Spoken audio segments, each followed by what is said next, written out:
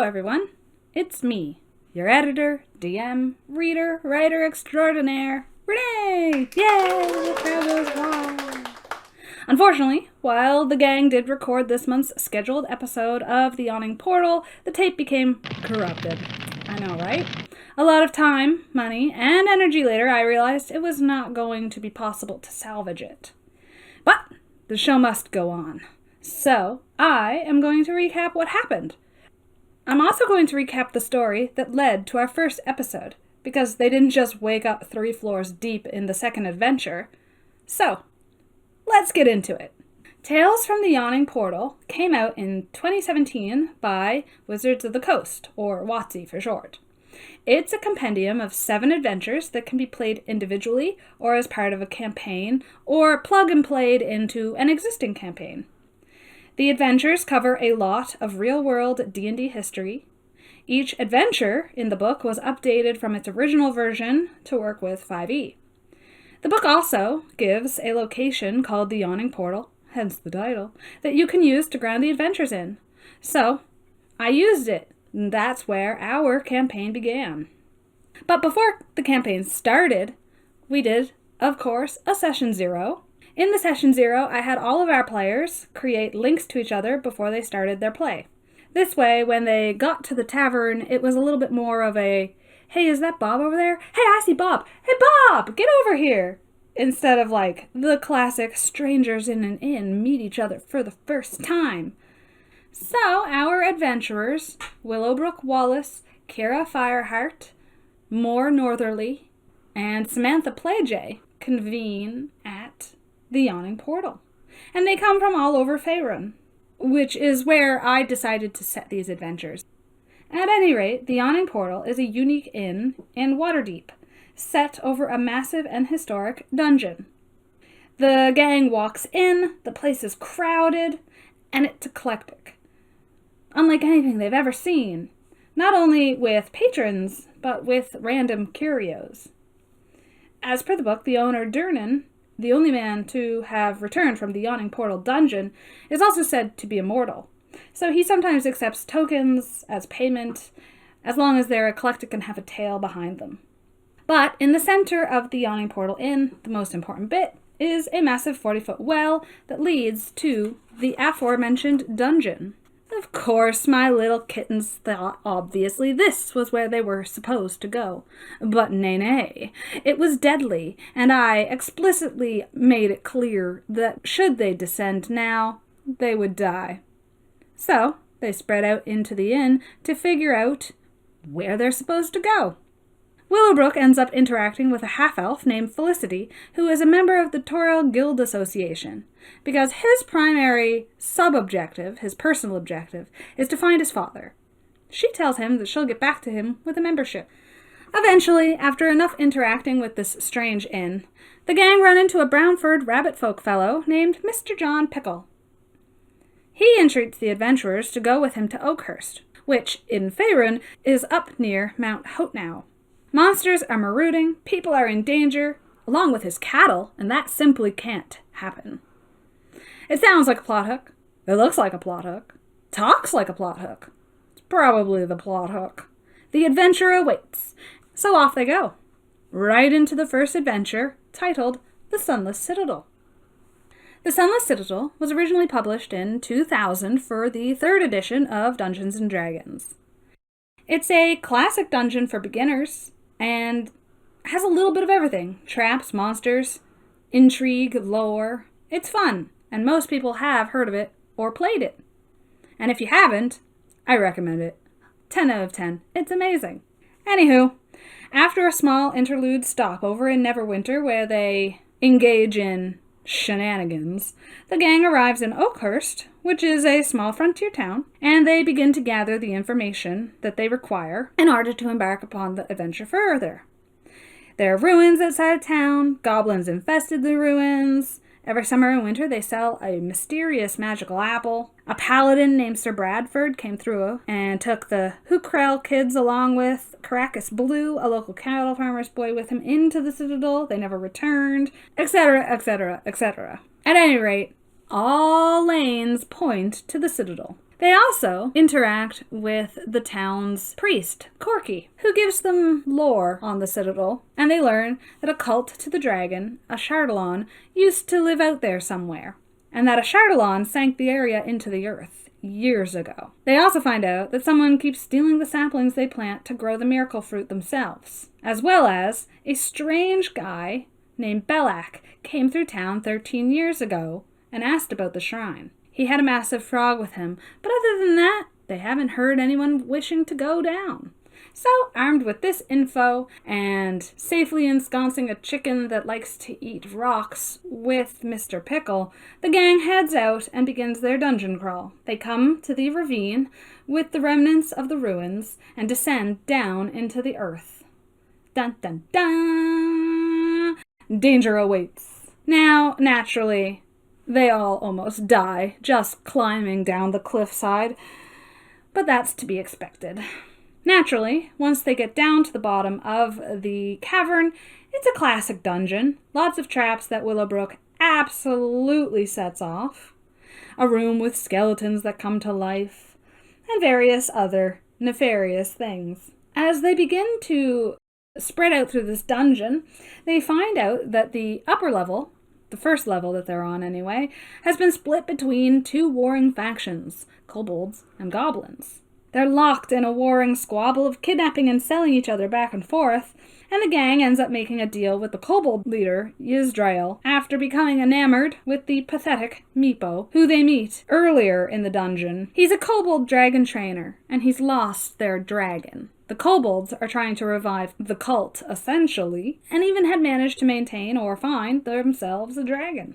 One of the bugbears on the goblin side had stolen it, and he was disgraced. He takes them to Yzdrael, who isn't opposed at all to the team taking him further with them, as punishment, as payment, as a guide. So, they are led back through the dungeon to the entrance to the goblin side of the level, where they embark upon a campaign of what can only be described as genocide of the goblins, including a rather inspired move of strapping bombs to Moore's cat Rufus and sending him into a room filled with enemies. So what if that room just happened to be filled with old goblins and young goblins who were just civilians and absolutely, definitely dead? Yeah, that's fine, right? That's fine. As they move through that dungeon, they also find out that there's a lower level, where a druid tends to the fruit that the goblins sell. They come across a prison on the goblin side, just like there was one on the kobold side, and they pick up Urki, a cleric, and Bellamy, a dwarf adventurer, played by our friend. They all proceed forward together, and eventually they find Meepo's white dragon wormling, who is named Calcrix. The gang discuss the situation with Calcrix and find out that the bugbear Balsag... Really? We're going with that name? That's the name they printed. Balsag kidnapped her, but she refuses to be locked up anymore anyway. She's her own woman. Ain't no one gonna tell her what to do. Meepo decides at this point to leave and let the kobolds know that he found the dragon, and in exchange for their hospitality and their promise to dispatch Balsag, Calcrix gives them a sealed scroll case marked with dwarven runes.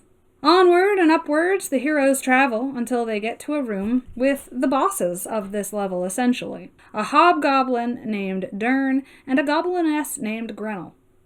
Once Dern is dead, Grenell makes a deal with them to escape with whatever of her tribe is left. Dern had taken them all over, and she rather hated him. No love lost. They decide to let her go, feeling a bit bad about their earlier attack. Yeah. Attack. Let's go with that. Now, Dern was wearing the Hukrell boys' armor, and they had found Caracas' body in a earlier room where a massive rat had feasted on it. So they've been collecting tokens to prove in Oakhurst that, they're dead, they're gone. So when they climb down the well that Dern fell down in his death, they take the armor from him. Once they've descended and taken the armor off Dern, that's when they realize that they are in a room with skeletons. Skeletons with rakes, moving dirt around, who attack. So they fight. And they end up killing the skeletons and a twig blight, which looked like a dead tree originally. After this, they hear somebody calling to them in the dark, so they go up on the map and right into a bugbear's abode. They see a dark-haired beauty tied up and wearing a wedding dress. They quickly find out that this is a half-elf named Blight. Dun-da-da-da! Enter player Blight. He was kidnapped in his travels by Balsag to be his wife, and he could not convince Balsag that he was not, in fact, a girl, because he's so pretty. They free Blight before the bugbear can return from the Underdark, and they escape. They try to be very sneaky as they proceed through the rest of this dungeon floor, but they do end up triggering a fight. In fact, I'm pretty sure it was Willowbrook's fault. In a swift move, they all barricade the only access to the deeper locations of this level, avoiding the fight, but also blocking their return route.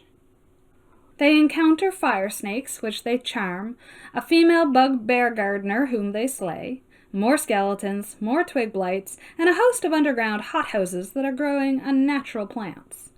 Eventually they come to the Gulthias tree, a blackened tree with twisted limbs and bleak leaves. Belak, the outcast who runs the place, is in front of the tree, and beside him is Sir Bradford and Sharwin Hukrell, alive, but they are twisted and under Belak's control.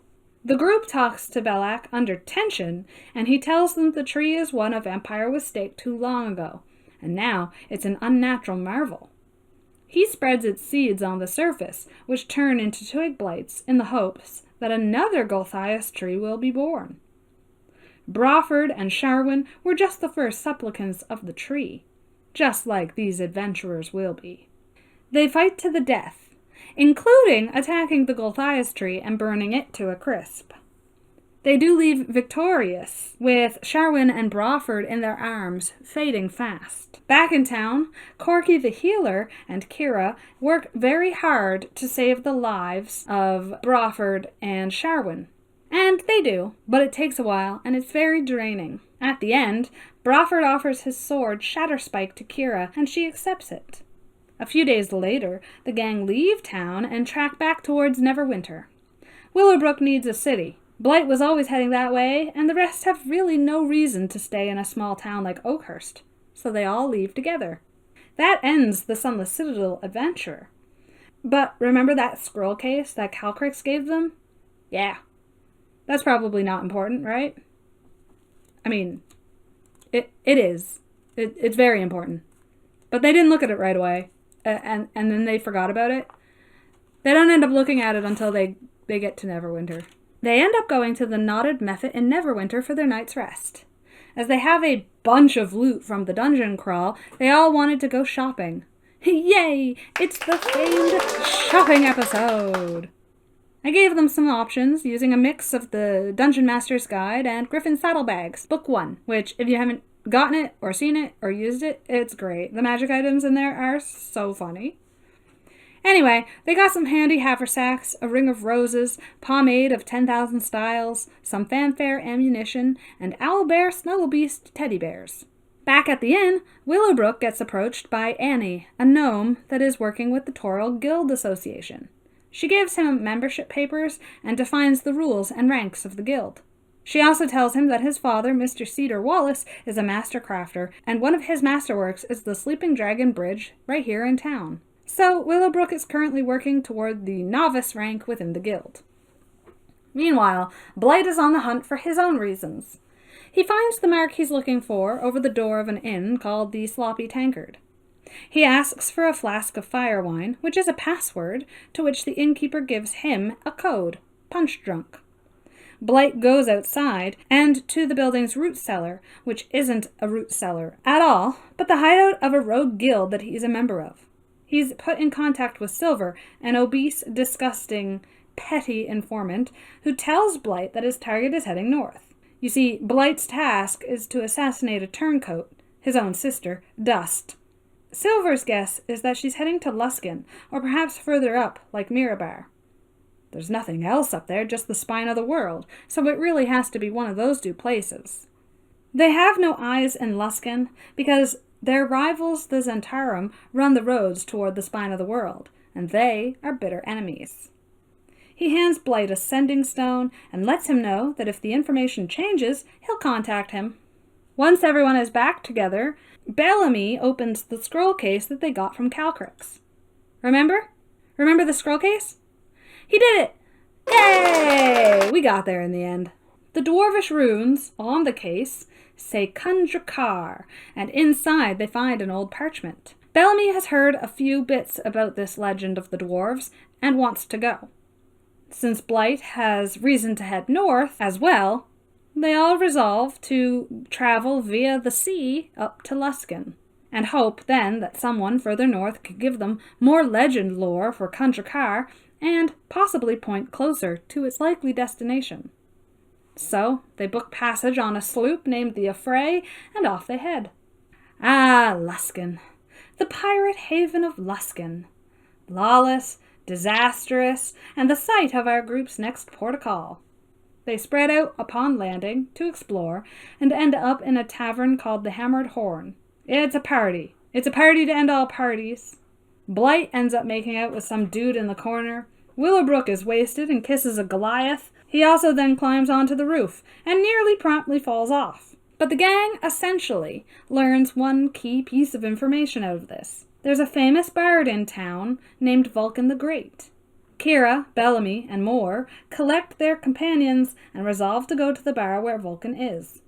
Vulcan happily recounts the mythos of Kundrakar for them and how it fell to orcs. Durgeddon, the leader, was said to be a master smith. Vulcan tells them privately that he heard there's a noble in Blassingdale who researches this legend extensively. Meanwhile, in Luskan, a shopkeeper tells Kira that she looks familiar to him, that she has a human doppelganger hanging around in town, which is just a tease because Kira's personal quest is to locate her sister, but she can't do it right now. The gang has already agreed to go to Kundrakar. So, they get some horses that they name Ted and Chuck, and they set off for Mirabar, which is the last city before the wilderness and frontier towns at the edge of the spine of the world. In Mirabar, which is a unique city partially dug down into the earth because it's a dwarf mining community first, they hear that orc raids are becoming dangerous in the hills. Blassingdale has asked for reinforcements a few times, and the brazen orcs are coming closer and closer, even being spotted and scouted on the edges of Mirabar. With this warning in their heads, they set off further into the mountains toward Blassingdale. Da-da-da-da! We have arrived at the second adventure, The Forge of Fury, which ought to sound familiar because it's the one they're still playing. Published in 2000 shortly after the Sunless Citadel, it was always built to follow after. So this is literally the easiest connector I will have through this game because the scroll case was built in by the first adventure. They don't have built-in links, so I have some work cut out for me. At any rate, the gang gets into town and begins their fact-finding for this adventure. And they uncover the following. The mayor has a bounty on the orc tribe. Baron Althen thinks that he found the entrance, but because he hurt his foot, he can't go. He ends up asking them to bring him proof, and he'll provide payment. So, they go on a treasure hunt. If not for the legend and the money promised by the treasure hunter, then for the orc bounties. Either way, they gonna make some money, son. But before they leave, Moore makes a side detour into the graveyard. Using the Nightcaller whistle that he got in the Sunless Citadel, he calls forth an undead. A zombie dwarf rises from a grave marked Kitternickel, and thus Kid is born. As they travel toward the Stone Tooth, they encounter a fellow on his way into Blassingdale. He claims to be a wanderer who is on the hunt for good stories. He offers a copper piece to the gang if they are willing to share any. Willowbrook agrees and begins to spin a tale. In the end, the stranger gives him the copper piece and departs. Blight determines that that man might have been a fae, and sure enough, Willowbrook has been minorly cursed. Anytime someone says his name where he can hear, he has to dance. The copper coin was a big fat phony coin, and it wasn't even tied to the curse. The handshake was. Ha ha! Gotcha! Kira has an awful lot of fun punishing Willowbrook by saying his name randomly and a lot. They scout the Stonetooth Hill, and they see a guarded mountainside entrance. Discussing their options at this point, they encounter an orc scouting party. After swiftly dispatching the orcs and relieving them of their heads, they decide to circumnavigate the hill to see if there are any other entrances. After all, according to the legend, the orcs dug a secret entrance into the hill. From the top of the hill, they can see a lake, and Willowbrook, being intrigued, decides to visit the lake. So they all head down there first. Playing around in the lake uncovers an underwater tunnel, but it's extremely long. Most of them can't make it in one breath. They devise an air pocket system using a mason jar, and Kira, their best swimmer, goes in with a rope. Willowbrook joins, but he can only go part way. Kira emerges in an underground cavern and can see some treasure glinting off a center island. But she also hears something big and scary. Sufficiently frightened, she tries to go back, but she splashes into the water. She freaks out and is swimming for all she's worth. She gets to Willowbrook, who tugs on the rope, and the gang starts hauling them up. All they see as they are yanked out of this hole is a large black mass swimming towards them. Once they are on land, they scatter into the hills, running scared. This is how they stumble upon the hidden entrance into the mountainside. And just like the intrepid explorers they are, in they go.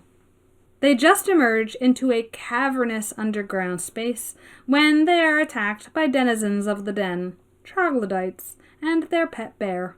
They kill them and then slowly begin to move through the Glitterhaim, cleaning out sturges, troglodyte nests, and trying and failing to stay out of the river. They end up camping and use a magical wall of earth to sleep, with no watches set. When they awake, dozens of sturges are digging their way through the walls. Kira thunder waves them all into oblivion, and the gang carries on. They find the tombs of many dwarven soldiers, and promptly, like the respectful adventurers, raid the graves. After killing 2 surprise Gricks, the gang ends up sleeping in the caves once more before going through the big spooky door. But don't worry, guys, they left one troglodyte alive with her egg. So peaceable. The next day they go through the big spooky door and enter the foundry, which is the floor they're on now.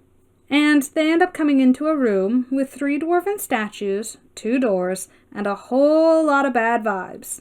This is where we had a guest player for the session, so I popped them in as a victim of the trap as a hint. After a few triggerings of the traps, the gang finds a secret door. Going in, they come into the Grand Hall of Kundrakar, where they're promptly warned by an invisible voice to leave now. A fight ensues with 3 Duergar warriors. Once they're down, the players continue forward and stumble right into Garrick, who is hanging out in the meeting room behind the throne on high alert. They manage to talk him down, feeling their bloodlust satiated, and he ends up fetching Namura, their Duergar leader. She makes a deal with them that she will spare their lives if they agree to clean out the rest of the foundry, as it is haunted and her Duergar cannot spread out.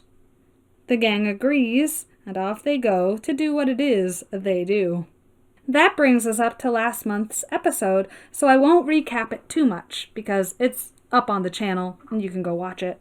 But essentially, the gang begins their campaign of putting to rest the haunted things, starting with the table in the kitchen, which absolutely almost killed Willowbrook.